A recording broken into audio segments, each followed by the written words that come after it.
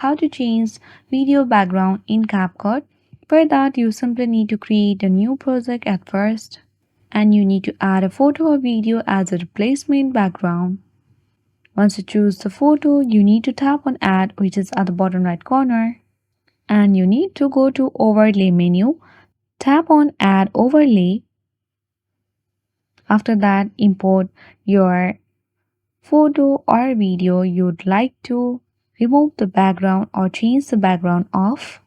So once you select the video, you can simply adjust the duration of background according to the duration of the video. Once you have adjusted it, what you need to do is you need to open the cutout menu. Let's first of all tap on the video in this way, and here you might find remove background option. Tap on it, and here you can see the option of auto removal. Simply tap on it, and after that you need to tap on the tick mark which is at the bottom right corner, and here you can see that the background has already been changed. Now you can adjust the size and position of this video clip according to your choice. So in this way, you can easily change the video background in CapCut.